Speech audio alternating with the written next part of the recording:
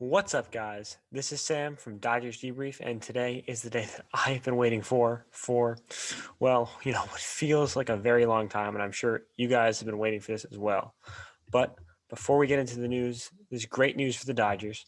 Please like the video and subscribe to my channel if you want to see similar content about the Dodgers and all of Major League Baseball in the future and for this upcoming 2021 season.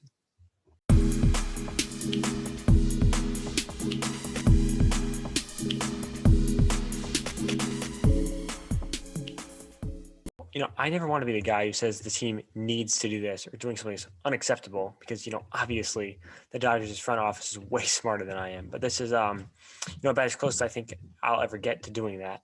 So, on Saturday, the Dodgers re-signed third baseman Justin Turner to a 2-year, $34 million deal with a $14 million team option for a third year. And, I really do think this was pertinent to a successful offseason. So, a little earlier in the offseason, we were a little worried because, the two sides were apparently pretty far apart on years, with Turner wanting 4 and the Dodgers wanting 2 for a deal, for most of the offseason, as I said. But, it does appear they compromised as, most thought they would sort of end up with a 2 to 3 year deal with that option, depending on how Turner plays and, his health, essentially. It could be a 3-year deal.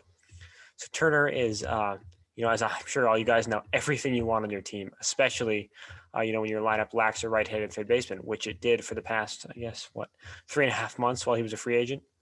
Along with being an incredible team leader, the guy can still mash, as he had an 860 OPS and 135 OPS plus in 2020, with 100 being average there, and I think about 750 is average for OPS. So as you can see on the Statcast chart, he's still, elite in categories regarding getting on base, such as expected batting average and expected on base, and he's well above average in hitting the ball hard and avoiding swings and misses or whiffs and strikeouts. He also hit really well in the postseason, which he, obviously, as we all know, has consistently done in his time with Los Angeles. He leads the franchise in postseason home runs and is just always grinding out at bats, which is, so important, obviously during the regular season, but especially during the playoffs when guys throw harder and have nastier stuff. You cannot give away any at bats. I think Turner sets a really good example for that, as well as doing it. It's important he does it himself. So this offensive consistency throughout the season, including, as I mentioned, October, is invaluable to a Dodgers team with so many young hitters and prospect always coming up. He just set such a good example for the professionalism and at bats, and just he's such a good example in that sense. So, obviously the one drawback is, Turner's defense has obviously declined a lot as he's gotten older, especially in the last 2 or 3 years.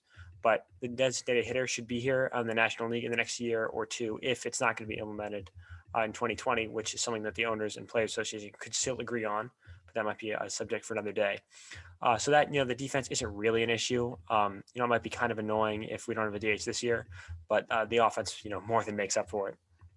Again, additionally, as we saw in the postseason, the dude can still make some insane plays when it counts. He's just less consistently reliable over there with his picks and throwing, which, it does make sense with his age and isn't really, something to worry about as he's going into his age 37 season. So if we talk about 2020 a little bit, his offense was, a little bit of a decline from his normal numbers in Los Angeles, which is following a very kind of slow trend in that sense. But, that is expected at his age. As we said, he's heading into his age 37 season. But, he is still hitting, as we looked at earlier, at an elite level regardless of that decline. And the only real issues I anticipate for him will be injury related. He always has that 2 or 3 week injury stint, as his hamstring is growing, something nonsense like that. But that, that is a risk worth taking with only a 2-year contract. So if that offensive decline is as minor as it has been recently over these next 2 years of his contract, especially with the DH in the National League, and Turner is, relatively healthy, I'd imagine the team would exercise that $14 million team option. I don't know why you wouldn't want to keep him around if he's so productive and a huge presence in the clubhouse. But regardless, I think Turner will retire at the end of this deal, barring some sort of superhuman Nelson Cruz-esque renaissance, which, seems unlikely given that injury history. However, I am really, really happy, like that cannot be overstated, that he'll be a Dodger for the next 2 to 3 years and almost certainly for the rest of his career.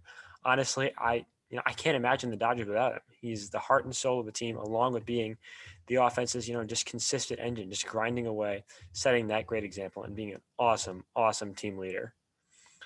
Thank you guys so much for watching. If you like this video, please give it a thumbs up and consider subscribing to the channel for similar content.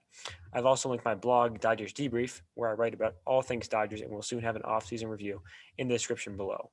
Additionally, if you guys enjoyed the video or have other thoughts on Turner signing, feel free to leave a comment, and I will see you guys in the next video.